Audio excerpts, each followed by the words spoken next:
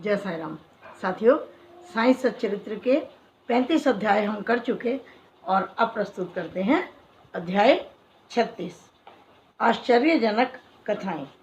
एक समय गोवा से दो महानुभाव श्री साईं बाबा के दर्शनार्थ शिरडी आए। उन्होंने आकर उन्हें नमस्कार किया। यद्यपि वे दोनों एक साथ ही आए थे, फिर भी बाबा ने केवल एक ही व्यक्ति से 15 रुपये दक्षिणा मांगी, जो उन्हें आदर सहित दे दी गई। दूसरा व्यक्ति भी उन्हें सहर्ष 35 रुपये दक्षिणा देने लगा, तो उन्होंने उसकी दक्षिणा लेना अस्वीकार कर दिया। लोगों को बड़ा आश्चर्य हुआ। उस समय श्यामा भी वहाँ उपस्थित थे। उन्होंने कहा, हे देवा, यह क्या? ये दोनों एक साथ आए हैं। इनमें से एक की दक्षिणा को आप स्वीकार करते हैं और दूसरा जो अपनी इच्छा से भेंट दे रहा है उसे आप अस्वीकार कर रहे हैं। ये भेद क्यों? तब बाबा ने उत्तर दिया, श्यामा, तुम नादान हो। मैं किसी से कुछ भी नहीं लेता। यहाँ तो मस्जिद माई ही अपना ऋण मांगती है और इसलिए देने वाला अपना ऋण चुकाकर मुक्त हो जाता है। क्या मेरे कोई घर, संपत्ति या बाल बच्चे हैं जिनके लिए मुझे चिंता है? मुझे तो किसी चीज़ की आवश्यकता नहीं है। मैं तो सदा स्वतंत्र हूँ। ऋण, शत्रुता और हत्या, इन सब का प्रायश्चित अवश्य करना पड़ता है और इनसे किसी भी प्रकार से छुटकारा संभव नहीं। अपने जीवन के पूर्वार्ध में ये महाशय निर्धन थे। इन्होंने ईश्वर से प्रतिज्ञा की कि यदि मुझे नौकरी मिल गई तो मैं 1 माह का वेतन तुम्हें अर्पण कर दूंगा। इन्हें 15 रुपये माहवार की नौकरी मिल गई। फिर धीरे धीरे उन्नति होते होते 30, 60, 100, 200 और अंत में 700 रुपये मासिक वेतन हो गया। परंतु समृद्धि पाकर ये अपना वचन भूल गए और उसे पूरा न कर सके। अब अपने शुभ कर्मों के ही प्रभाव से इन्हें यहाँ तक पहुँचने का सौभाग्य मिला है। अतः मैंने इनसे केवल 15 रुपये ही दक्षिणा मांगी है, जो इनकी सबसे पहले महीने की पगार थी। दूसरी कथा। समुद्र के किनारे घूमते घूमते मैं एक भव्य महल के पास पहुंचा और उसके दालान में विश्राम करने लगा। उस महल के ब्राह्मण स्वामी ने मेरा बहुत स्वागत कर मुझे बढ़िया स्वादिष्ट भोजन खाने को दिया। भोजन के उपरांत उसने मुझे अलमारी के पास एक स्वच्छ स्थान पर शयन के लिए बोल दिया और मैं वहीं सो गया।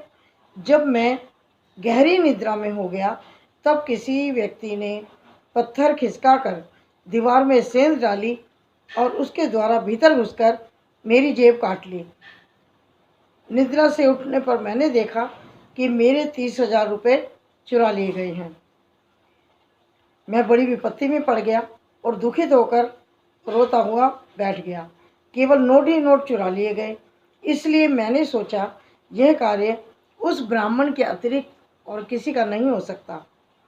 मुझे खाना पीना कुछ अच्छा नहीं लगा और मैं एक पखवाड़े तक दालान में ही बैठे बैठे चोरी का दुख मनाता रहा। इस प्रकार 15 दिन व्यतीत हो गए तो रास्ते में एक फ़कीर ने मुझे रोते हुए देखा और मेरे रोने का कारण पूछा। जब मैंने उन्हें अपना सारा हाल सुना दिया तो उसने मुझसे कहा, यदि तुम मेरे आदेश के अनुसार आचरण करोगे तो तुम्हारा चोरी किया हुआ धन तुम्हें वापस मिल जाएगा। मैं एक फ़कीर का पता तुम्हें देता हूँ, तुम उसकी शरण में जाओ और उसकी कृपा से तुम्हें तुम्हारा धन पुनः मिल जाएगा। परंतु जब तक तुम्हें तुम्हारा धन वापस नहीं मिलता, तब तक तुम अपना प्रिय भोजन त्याग दो। मैंने उस फ़कीर का कहना मान लिया और मेरा चुराया हुआ धन वापस मिल गया। तब मैं समुद्र तट पर आया। वहाँ एक जहाज़ खड़ा था जो यात्रियों से ठसाठस भरा हुआ था। भाग्यवश वहाँ एक उदार प्रकृति वाले चपरासी की सहायता से मुझे वहाँ बैठने के लिए स्थान मिल गया। इस प्रकार मैं दूसरे किनारे पर पहुँचा और वहाँ से मैं रेलगाड़ी में बैठकर मस्जिद माई आ गया हूँ। कथा समाप्त होते ही बाबा ने श्यामा से इन अतिथियों को अपने साथ ले जाने और भोजन का प्रबंध करने को कहा। तब श्यामा उन्हें अपने घर ले गए और भोजन कराया। भोजन करते समय श्यामा उनसे कहा, बाबा ने की कहानी बड़ी ही रहस्यपूर्ण थी, क्योंकि ना तो ये कभी समुद्र की ओर गए और ना ही इनके पास 30,000 रुपये थे। उन्होंने ना कहीं कभी यात्रा की, ना उनकी कोई रकम ही चुराई गई और ना वापस आई। फिर श्यामा ने उन लोगों से पूछा कि क्या आप लोगों की समझ में कुछ आया? इसका क्या अर्थ है? दोनों अतिथियों की घिघी बंध गई, यानी वो घबरा गए। घिघी बंधना मतलब गला बिल्कुल ऐसे ऐसे रुंध गया और वो घबरा गए। उन्होंने रोते रोते कहा, बाबा तो सर्वव्यापी हैं, अनंत और पर ब्रह्म स्वरूप हैं। जो उन्होंने कथा कही वह हमारी ही कहानी है। यह सब हमारे पर बीत चुका है। ये महान आश्चर्य की बात है कि उन्हें यह सब कैसे पता चला। ये कहते कहते उनकी आंखों से अश्रुधारा बहने लगी। भोजन के उपरांत हम इसका विवरण आपको सुनाएंगे। और उन्होंने फिर ये सुनाना आरंभ किया, घाट में एक पहाड़ी स्थान पर हमारा निवास स्थान है। मैं अपने जीवन निर्वाह के लिए नौकरी ढूंढने गोवा गया। तब मैंने भगवान दत्तात्रेय से वचन दिया था कि मुझे नौकरी मिल गई तो मैं तुम्हें 1 माह की पगार भेंट चढ़ाऊँगा। उनकी कृपा से मुझे 15 रुपये मासिक की नौकरी मिल गई। जैसा कि बाबा ने कहा उसी प्रकार मेरी उन्नति भी हो गई। मैं अपना वचन बिल्कुल भूल गया था। बाबा ने उसी वचन की स्मृति दिलाई और मुझसे 15 रुपये वसूल किए। आप लोग इसे दक्षिणा ना समझें, यह तो एक पुराने ऋण का भुगतान है। दीर्घ काल से भूली हुई मेरी प्रतिज्ञा आज पूर्ण हुई। शिक्षा, यथार्थ में बाबा ने कभी किसी से पैसा नहीं मांगा और ना ही अपने भक्तों को मांगने दिया। वे आध्यात्मिक उन्नति में कंचन को बाधक समझते थे और भक्तों को उनके पाश चंगुल से सदा बचाया करते थे। भगत मालसापति उनके उदाहरण स्वरूप है। वे बहुत निर्धन थे और बड़ी ही कठिनाई से अपना गुजारा करते थे। बाबा उन्हें कभी पैसे मांगने नहीं देते थे और ना ही वे अपने पास की दक्षिणा में से उन्हें कुछ देते थे। एक बार एक दयालु और सहृदय व्यापारी हंसराज ने बाबा की उपस्थिति में बाबा के सामने एक बड़ी रकम महालसापति को दी, परंतु महालसापति ने उन्हें अस्वीकार कर दिया। अब दूसरा अतिथि अपनी कहानी सुनाने लगा। मेरे पास एक ब्राह्मण रसोइया था जो 35 वर्षों से ईमानदारी से मेरे पास काम करता आया था। एक दिन जाने कैसे उसका मन पलट गया और उसने मेरे रुपए चोरी कर लिए। मेरी अलमारी दीवार से लगी थी और जिस समय हम लोग गहरी नींद में थे उसने पीछे से पत्थर हटाकर मेरे 30,000 रुपये चुरा लिए। मैं नहीं जानता कि बाबा को ये ठीक ठाक धनराशि कैसे प्राप्त हो गई।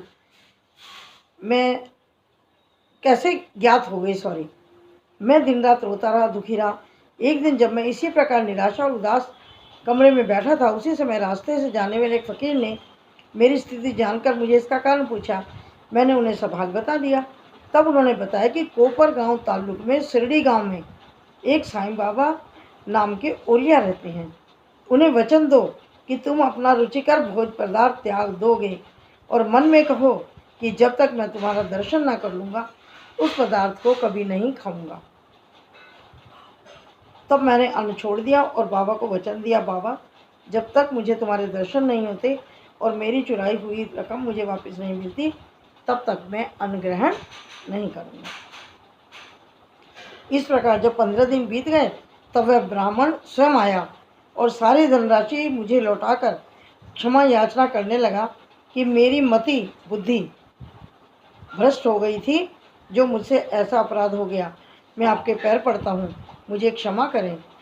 इस प्रकार सब ठीक हो गया। जिस फ़कीर से मेरी भेंट हुई थी तथा जिसने मुझे सहायता पहुँचाई थी वह फ़कीर मेरे देखने में कभी नहीं आया। मेरे मन में श्री साईं बाबा के दर्शन की उनके लिए फ़कीर ने मुझसे कहा था। बड़ी तीव्र उत्कंठा हुई। मैंने सोचा कि फ़कीर मेरे घर पर आया था, वह साईं बाबा के अतिरिक्त तो कोई नहीं हो सकता, जिन्होंने मुझे कृपा कर दर्शन दिए और मेरी इस प्रकार सहायता की कि उन्हें 35 रुपये का लालच कैसे हो सकता है। इसके विपरीत वे तो कृपा करने वाले हैं। जब चोरी हुई राशि मुझे पुनः प्राप्त हो गई तब मेरी खुशी का ठिकाना न रहा। मेरी बुद्धि भ्रमित हो गई और मैं अपना वचन भूल गया। कुलाबा से एक रात्रि को मैंने साईं बाबा को स्वप्न में देखा। तभी मुझे अपनी शिरडी यात्रा के वचन की स्मृति आई। मैं गोवा पहुंचा। वहां से एक स्टीमर द्वारा बम्बई पहुंचकर शिरडी आना चाहता था, परंतु जब मैं किनारे पर पहुंचा तो देखा स्टीमर खचाखच भरा हुआ था, उसमें बिल्कुल भी जगह नहीं थी।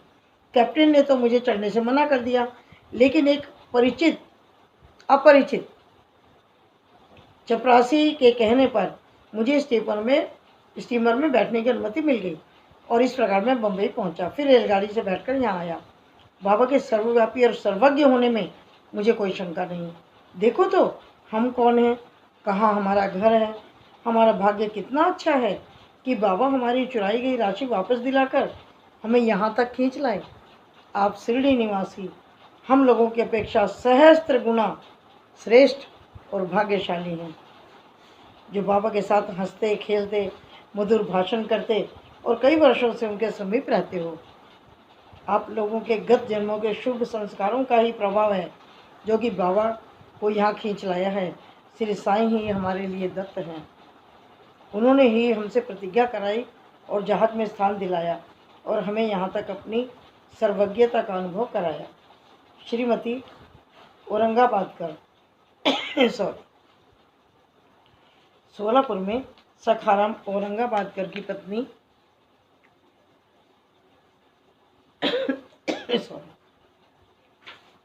27 वर्ष की दीर्घ अवधि के पश्चात भी निसंतान थी और उन्होंने बहुत देवी देवताओं की मन्नतें की, परंतु उनकी मनोकामना पूरी ना हुई।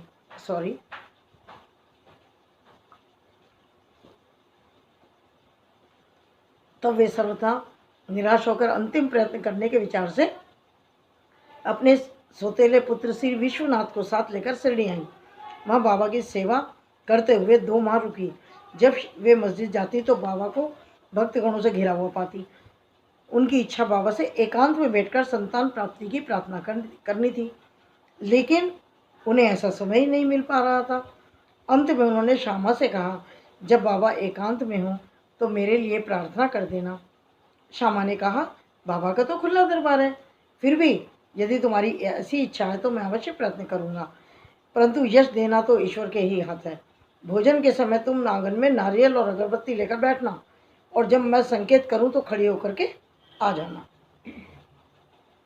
एक दिन भोजन के उपरांत जब श्यामा बाबा के गीले हाथ तौलिए से पहुंच रहे थे, तभी बाबा ने उनके गाल पर चिकोटी काट ली।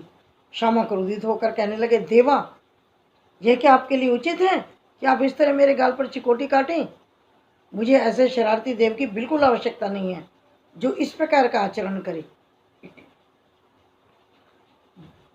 क्या यही मेरी घनिष्ठता का फल है?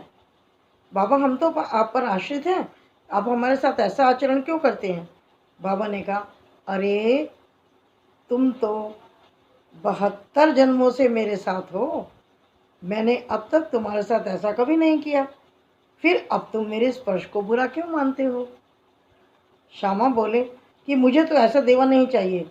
मुझे ऐसा देवा चाहिए जो सदा प्यार करे, नित्य नया नया मिष्ठान खाने को दे। मैं तुम्हारे किसी प्रकार की इच्छा नहीं रखता और ना मुझे स्वर्ग आदि चाहिए। मेरा तो विश्वास सदैव आपके चरणों में ही बना रहे, यही मेरी अभिलाषा है। तब बाबा बोले, हाँ सचमुच मैं इसीलिए यहाँ आया हूँ। मैं सदैव तुम्हारा पालन और उदर पोषण करता आया हूँ, इसीलिए मैं तुमसे बहुत अधिक स्नेह करता हूँ। जब बाबा अपनी गद्दी पर विराजमान हो गए तभी श्यामा ने उस स्त्री को संकेत किया। उसने ऊपर आकर बाबा को प्रणाम कर उन्हें नारियल और धूप बत्ती भेंट की। बाबा ने नारियल हिलाकर देखा तो वह पानी से भरा हुआ था और बज रहा था। बाबा ने श्यामा से कहा, यह बाई प्रार्थना करती है कि ठीक इसी प्रकार इनके पेट में भी बच्चा गुड़गुड़ करे, इसलिए आशीर्वाद सही से नारियल इन्हें लौटा दें। तब फिर बाबा बोले, क्या नारियल से भी संतान की उत्पत्ति होती है? लोग कैसे मूर्ख हैं जो इस प्रकार की बातें गढ़ते हैं। श्यामा ने कहा, मैं आपके वचनों और आशीष की शक्ति से पूर्ण अवगत हूँ और आपके एक शब्द मात्र से इस बाई को बच्चों का तांता लग जाएगा। आप तो टाल रहे हैं, आशीर्वाद नहीं दे रहे हैं। इस प्रकार कुछ देर तक वार्तालाप चलता रहा। बाबा बार बार नारियल फोड़ने को कहते थे, परंतु श्यामा बार बार यही हट पकड़े हुए था कि बाबा इस नारियल को उस भाई को दे दो। अंत में बाबा ने कह दिया, इसको पुत्र की प्राप्ति होगी। तब श्यामा ने कहा, कब तक? बाबा ने उत्तर दिया, 12 मास में। अब नारियल फोड़कर इसके 2 टुकड़े किए गए। एक भाग तो उन दोनों ने खाया, दूसरा भाग उस स्त्री को दे दिया। तब श्यामा ने उस बाई को कहा, प्रिय बहन, तुम मेरे वचनों की साक्षी हो। यदि 12 मास के भीतर तुमको संतान ना हुई तो मैं इस देव के सिर पर ही नारियल फोड़कर इसे मस्जिद से निकाल दूंगा, और यदि मैं इसमें असफल रहा तो मैं अपने को माधव नहीं कहूँगा। जो कुछ भी मैं कह रहा हूँ इसकी सार्थकता तुम्हें शीघ्र ही पता चल जाएगी, विदित हो जाएगी। 1 वर्ष में ही उसे पुत्र रत्न की प्राप्ति हुई, और जब वह बालक 5 माह का हुआ, उसे लेकर वह अपने पति सहित बाबा के चरणों में उपस्थित हो गई। पति पत्नी दोनों ने बाबा को प्रणाम किया और कृतज्ञता जाहिर की, और 500 रुपये भी भेंट किए, जो कि बाबा के घोड़े शाम करने के लिए छत बनाने में काम आए। श्री सद्गुरु साईनाथार्पणमस्तु। शुभम भवतु। साथियों, अध्याय 36 समाप्त होता है, और अध्याय 37 लेकर मैं फिर हाजिर होती हूँ आपके समक्ष। तब तक के लिए जय साईं राम। आप इस अध्याय को सुनिए और इसे फॉरवर्ड कीजिए, ताकि ज़्यादा से ज़्यादा लोग इसको सुन सकें। जय साईं राम।